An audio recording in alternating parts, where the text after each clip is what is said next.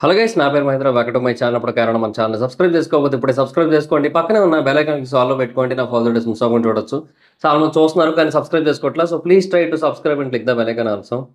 So బేసిక్‌గా ఇవాళ కాకుండా నిన్న యాక్చువల్‌గా ఒకటి జరిగింది.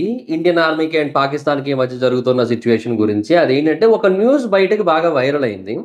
అదేంటంటే పాకిస్తాన్‌లోని కరాచీ పోర్ట్ ఉంది గదా! అది one of the most important port and స్ట్రాటజికల్‌గా గూడా అది వాళ్ళకి చాలా ఇంపార్టెంట్. ఎందుకంటే వాళ్ళకి మెజారిటీ ఆఫ్ ద ట్రేడ్ అనేది ఆ పోర్ట్ నుంచే జరుగుతూ ఉంటుంది. సో, ఆ పోర్ట్‌ని బ్లాస్ట్ చేసేసారు.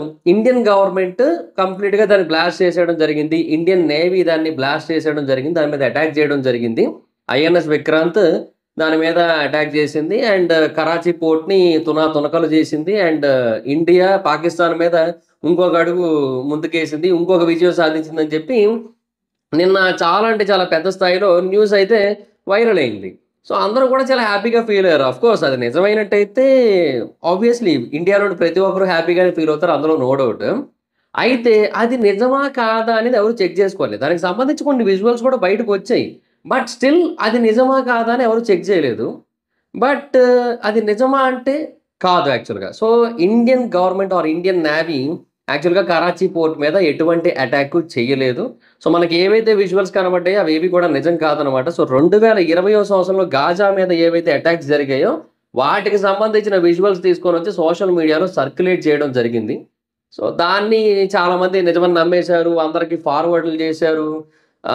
భారత కీర్తి పతాకంలో మరొక మైలురాయి, మరొక మచ్చుతునక సంథింగ్ ఇట్లాంటివన్నీ కూడా చెప్పి చాలా భారీ స్థాయిలో దాని గురించి షేర్ చేయడం జరిగింది. లోకల్, నేషనల్ అన్న డిఫరెన్స్ ఏమీ లేకుండా majority of the media houses పెద్ద పెద్ద ఏమంటారు వెబ్‌సైట్స్‌తో కూడుకున్న న్యూస్ పేజెస్ ఉంటాయి కదా! అవన్నీ కూడా షేర్ చేశారు. Like Business Today, Zee News ఇవన్నీ కూడా షేర్ చేయడం జరిగింది. దీని గురించి చాలా పెద్ద స్థాయిలో థంబ్‌నెయిల్స్ ఇస్లామాబాద్‌ని కబ్జా చేసిన భారత సైన్యం అని చెప్పి హిందీలో చాలా భారీ స్థాయిలో థంబ్‌నెయిల్స్ పెట్టారు. భారీ స్థాయిలో ఈ న్యూస్‌నైతే స్ప్రెడ్ చేశారు. అందరూ కూడా అది నిజమని నమ్మారు. బట్ అది నిజం కాదు యాక్చువల్‌గా. అండ్ దీనివల్ల ఒక మేజర్ ప్రాబ్లమ్ ఏంటంటే నెక్స్ట్ టైమ్ ఇలాంటిది ఎప్పుడైనా జరిగినప్పుడు మనకి నమ్మాలంటే ఒక రకమైన క్వెషన్ వస్తది. అంటే లాస్ట్ టైమ్ ఇలాగే జెప్పారు. బట్ అప్పుడేమో నిజం గాదు. అది నిజంగా జరగలేదన్నారు కదా!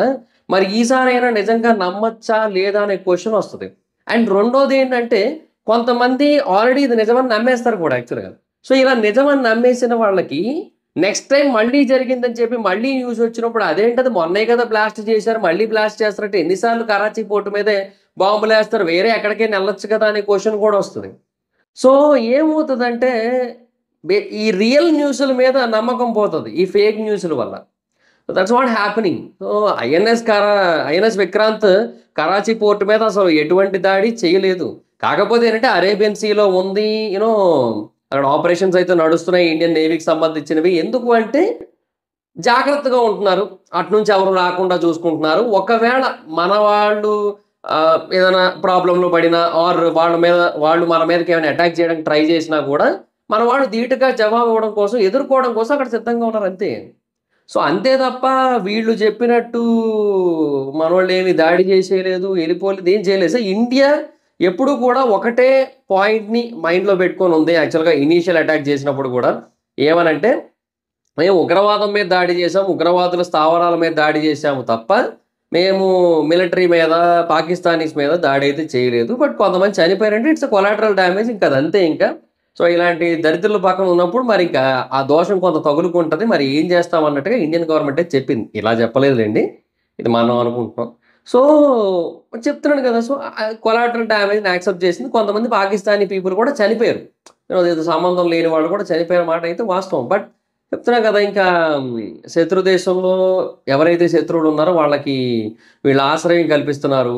అండ్ అలా కల్పించినప్పుడు మరి దానికి సంబంధించిన పర్యవసనాలు కూడా ఉంటాయి. అదే జరిగింది. సో, కొంతమంది ఆ ఉగ్రవాదులు చనిపోయిన తర్వాత వాళ్ళ ఏమంటారు అంత్యక్రియలకి పాకిస్తాన్ మిలిటరీ, పాకిస్తాన్ యొక్క ఇంటెలిజెన్స్ డిపార్ట్‌మెంట్ వాళ్ళు, పాకిస్తాన్‌కి చెందిన ఎంతోమంది పెద్ద పెద్ద వాళ్ళు వీళ్ళందరూ కూడా వెళ్లి అంత్యక్రియలు చేసి, లాస్ట్ రైట్స్ అంటారు చూడండి అలాంటివన్నీ కూడా చేసి, సంతాపం తెలియజేసి చేశారు. అంటే వాళ్ళకి ఉగ్రవాదులే చాలా ఇంపార్టెంట్ పీపుల్ వాళ్ళకి. ఇంక మరి అందుకే మరి మిలిటరీ వాళ్ళు కూడా వెళ్ళింది.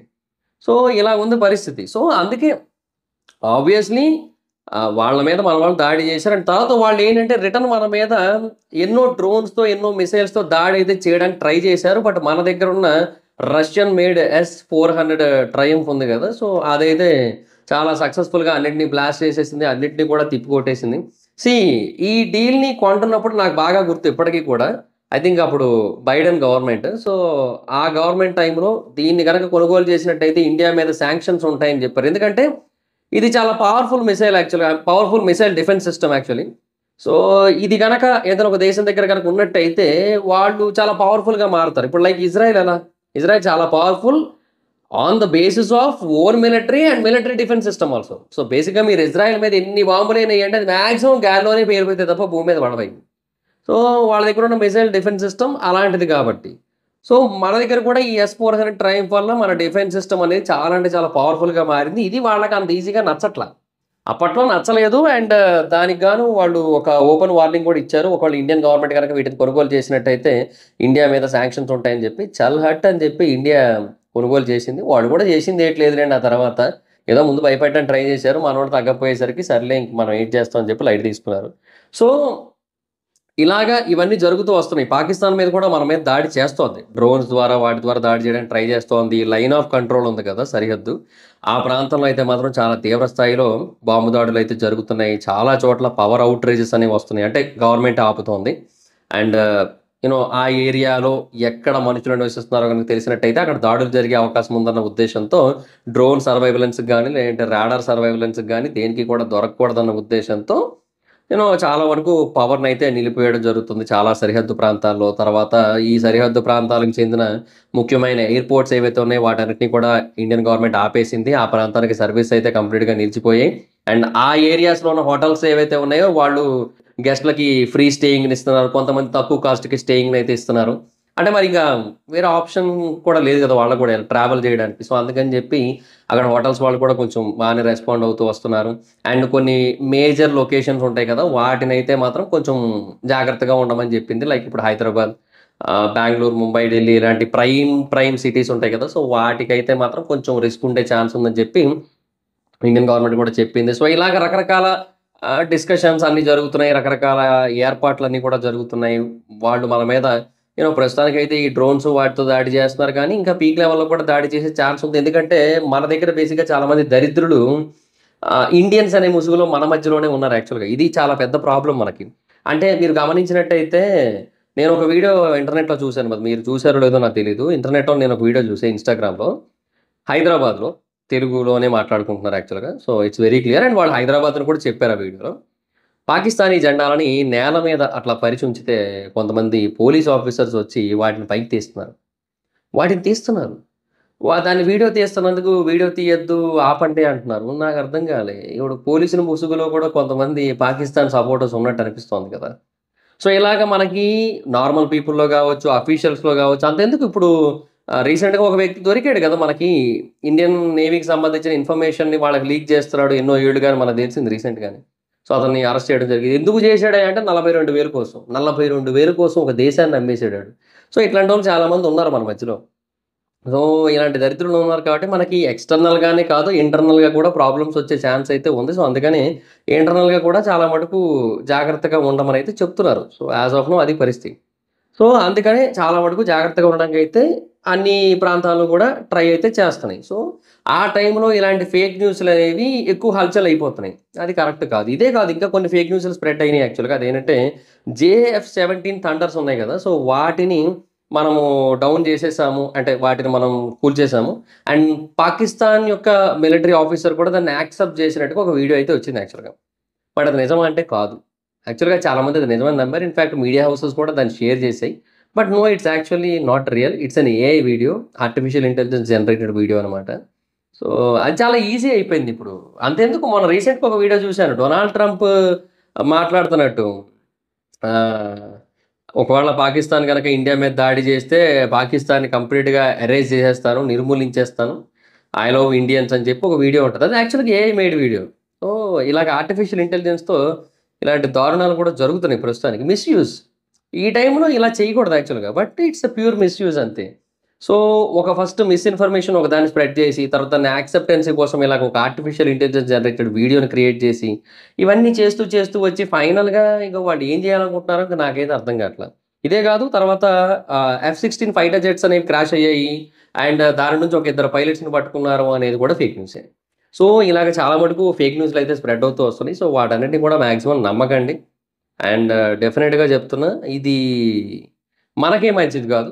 సో, ఒక అఫీషియల్ సోర్స్ నుంచి వచ్చినట్టయితే ఆర్ మీకెవరైనా కొంతమంది ట్రస్టెడ్ అఫీషియల్స్ ఉంటారు. అంటే న్యూస్ ఛానెల్స్ గాదు. వాళ్ళేంటంటే ఇంక ఇమ్మీడియేట్‌గా చేతికి ఏదొస్తే అది నోటికి ఏదొస్తే అది చెప్తా ఉంటారు. సో, వాళ్ళని అంత ఈజీగా ట్రస్ట్ చేసే ఉపయోగం అయితే లేదు. సో, నేనంటుంది ఏంటంటే ఐదర్ ట్విట్టర్‌లో వీళ్ళ అఫీషియల్ పేజెస్ ఉంటాయి. అఫీషియల్ హ్యాండిల్స్ ఉంటాయి. వాటిని ఫాలో అయ్యి వాటి త్రూ తెలుసుకోవడం అయినా బెటర్ ఆప్షనే. లేదంటే కొంతమంది ట్రస్టెడ్ పీపుల్ ఇట్లాగా జెన్యూన్‌గా చెప్తారు కదా! సో, వాళ్ళనైనా ఫాలో అవ్వండి. నన్నే ఫాలో అవ్వండి అని నేను చెప్పట్లేదు.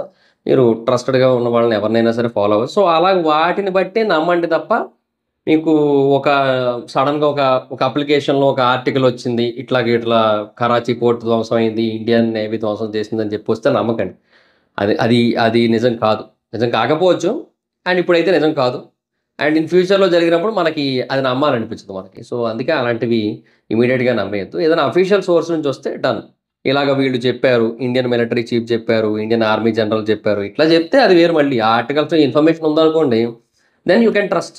Otherwise don't trust. సో, అది కొంచెం ఇంపార్టెంట్. ఇలాంటి సిట్యుయేషన్స్‌లో చాలా ఇంపార్టెంట్. అండ్ ఇంకొకటి హైదరాబాద్ లాంటి సిటీస్ మీద ఎప్పుడెప్పుడు దాడులు జరుగుతాయి, ఎప్పుడెప్పుడు బాంబులు పేలిపోతాయి అని చెప్పి కొంచెం ఆ పానిక్ అనేది కూడా క్రియేట్ చేస్తున్నారు. సో, అది కూడా unnecessary. So, don't create unnecessary panics. So, అంత పాకిస్తాన్‌కి అంత రేంజ్ లేదు. అంటే ఇప్పుడు హైదరాబాద్ మీద దాడి చేయాలంటే అక్కడి నుంచి బై మిసైల్స్ గాని, లేదంటే డ్రోన్స్ గాని ఏమైనా చేయాలంటే అరౌండ్ నాకు తెలిసి 1800 కిలోమీటర్స్ అలా ఉంటది. వాళ్ళకి అంత రేంజ్ లేదు. వాళ్ళ మిసైల్స్‌కి అంత రేంజ్ లేదు.